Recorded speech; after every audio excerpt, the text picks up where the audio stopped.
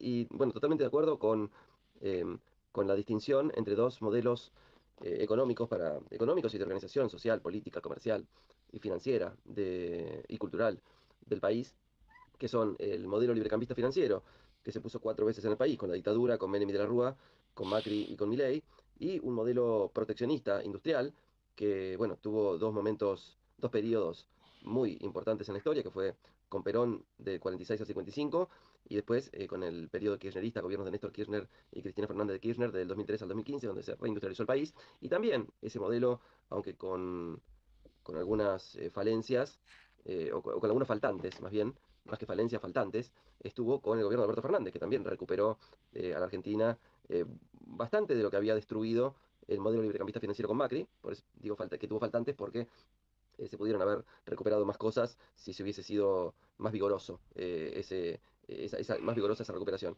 Entonces, bueno, por un lado me parece correcto el tema de distinguir los dos modelos que han alternado sin excepción en este siglo. Digo en este siglo porque en el siglo pasado hubo algunos periodos que no fueron ni uno ni otro, pero en este siglo sí, en este siglo XXI sí, se alternaron los dos modelos.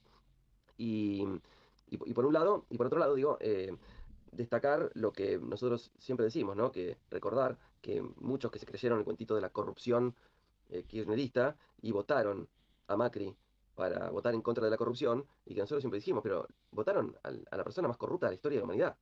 Entonces, ¿qué sentido tenía, no? Ponele que te creíste el cuento de que el kirchnerismo había sido un gobierno corrupto. Bueno, pues, independientemente de que haya habido algunas personas que se metieron sobrecitos en los bolsillos y que deben tener la penalidad que corresponde, ¿no? Pero llamar a un periodo corrupto, cuando ese periodo le devolvió al pueblo argentino libertades y beneficios que antes no tenía, que desarrolló y que desendeudó al país, y me parece que es un poquitito desacertado, ¿no?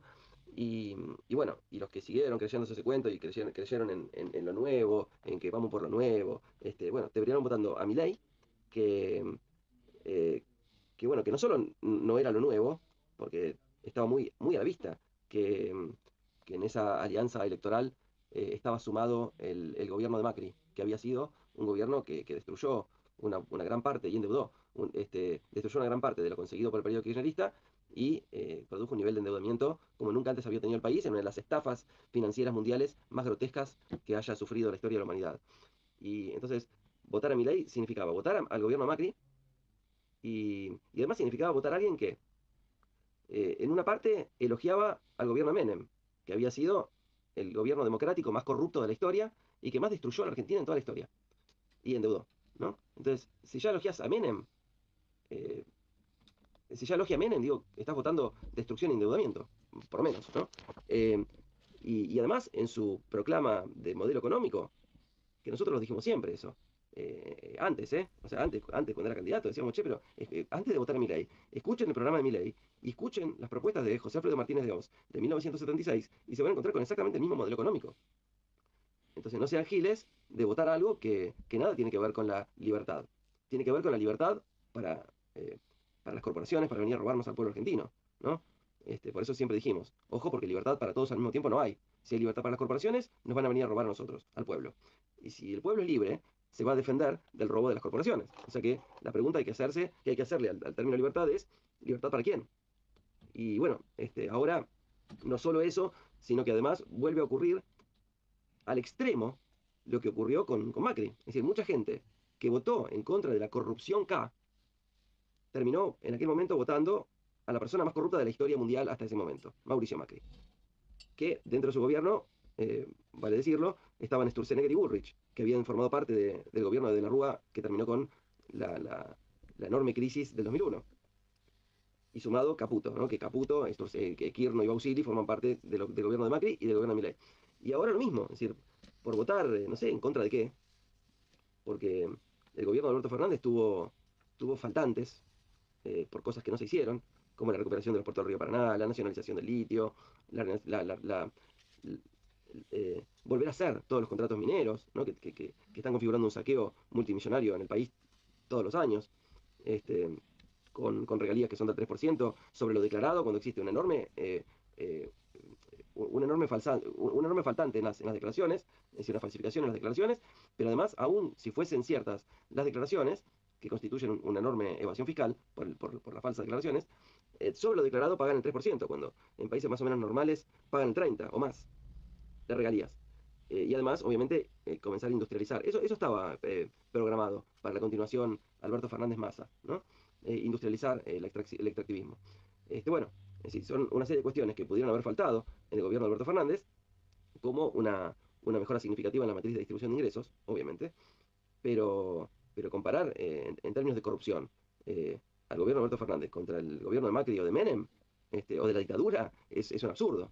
Entonces, haber votado por estar enojado con Alberto Fernández y Massa, haber votado a la dictadura y a Menem y a Macri, los tres juntos, me parece que tiene que ver con un pueblo engañado, como también ha dicho Axel Kicillof, ya que lo hemos citado, tiene que ver con un pueblo engañado, y bueno, para subsanar esa cuestión, lo que creo que debe ocurrir es, por un lado, una reflexión acerca de cómo podemos permitir una prensa tan corrupta, ¿no? Porque sin esa prensa corrupta, Milei ni siquiera podría haber sido candidato. Imagínense ustedes si en la época de las elecciones a Milei le hubiesen preguntado o repreguntado en serio las cosas.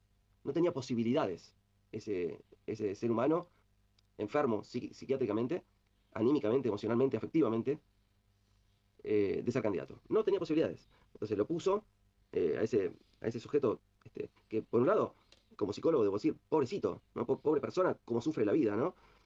Pero bueno, independientemente de sentir pena por alguien que sufre tanto la vida y que tiene un nivel de resentimiento tan grande que lo convierte en una persona perversa, de estructura perversa. Una estructura perversa es una estructura que disfruta el sufrimiento de otro, y más aún cuando lo causa él. Él causa el sufrimiento de otros y lo disfruta.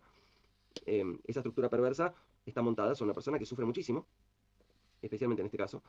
Pero bueno, pobrecito que sufra, pero una persona así no puede estar al mando de un país, ¿no es cierto? Pero no estaría al mando de un país sin la complicidad corrupta de una prensa que allí lo puso y allí lo defiende. Y tiene nombres propios, ¿no? Sí, no sé este, si hace falta que los dé, ¿no? Pero todas las personas que se vienen a la mente, como Fantino, Viale, Trebuch, bueno, etcétera, son cómplices de este engaño de las corporaciones que tienen planificado robar los recursos, las riquezas y hasta el territorio de la República Argentina a nosotros, ¿no? Y para eso pusieron a este psiquiátrico, enfermo, perverso, que es funcional a esos intereses, ¿no? Y que no solo que es funcional, sino que además disfruta destruir al país. Así que, bueno, creo que estamos en una situación muy crítica, que algunos dicen tiene un pronóstico de finalización pronta. Eso espero, porque el daño ha sido mayúscula, lo cual incluye un genocidio en personas asesinadas, independientemente de que en ningún momento hasta ahora hubo un muerto directo con la policía. Lo pudo haber habido con la represión, pero sí hubo represión más de una vez por semana. Por ejemplo, todos los miércoles, la policía pegándole a los jubilados que se quejan de que no tienen plata para comer y que encima les sacaron los remedios, ¿no? O sea, ahí también hay muertos, ¿no? Más los enfermos oncológicos que dejaron de recibir los medicamentos para sus tratamientos y también para sus tratamientos paliativos, más los daños, ¿no? Milei decía, bueno, ¿dónde están los cadáveres? Si la gente no llega a fin de mes, veríamos los cadáveres. Bueno, lo ve Milei. Están los muertos que generaste, más lo que pasó con el fentanilo, lo causó este gobierno, con un acto de corrupción inaudito.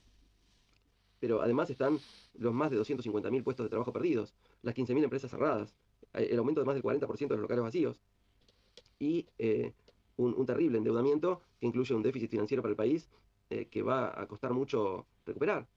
Entonces, bueno, con todo esto, ahora tenemos además el caso de corrupción, de casos de corrupción que salen muy a la vista. Bueno, como fue lo del fentanilo y como es ahora lo que está saliendo del PAMI, que compra lentes que valen 36.000 pesos, los compra en 135.000 pesos a 200.000 pesos. Es decir, entre 5, 6 y hasta 7 veces su precio, lo cual obviamente constituye retornos de coima en esa intermediación, ¿no es cierto? Con esos, entre comillas, sobreprecios.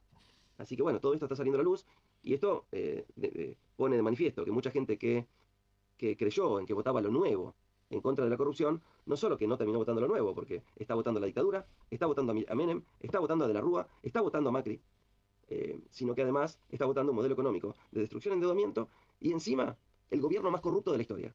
Entonces, bueno, en ese escenario estamos. Así que bueno, espero que pueda ser revertido prontamente. Muy bien, Julián. Te agradezco mucho esta columna. Bueno, ilustra un poco, me parece, tu reflexión, bueno, la que veníamos escuchando de Axel Kicillof aquí, en cuanto a un modelo económico que se lleva todo puesto, que se lleva la ciencia, la cultura, y como vos decís, se lleva el país, ¿no? Bueno, espero a esta altura del miércoles que sirva de reflexión a la hora de votar el domingo. Bueno, contigo quedamos para la semana que viene, como de costumbre, ¿no? Totalmente, Gabriel, te mando un fuerte abrazo y seguramente que tendremos un escenario eh, que no solo que va cambiando, sino que se va actualizando en este momento a toda velocidad, porque el peso de los hechos que están saliendo a la luz fortalece también la toma de conciencia, porque hay mucha gente que esto es natural en la especie humana, ¿no? Cuesta admitir errores y cuesta reconocer que uno fue engañado como un tonto. Pero bueno, cuando el peso de los hechos se impone, eso más que en vergüenza, bueno, un poco en vergüenza, pero también se traduce, ¿sabes en qué? En bronca, en bronca. Y esa bronca contra Milei va a terminar muy pronto con su gobierno, que va a terminar en términos de duración antes que el gobierno de la Rúa, según lo que yo entiendo.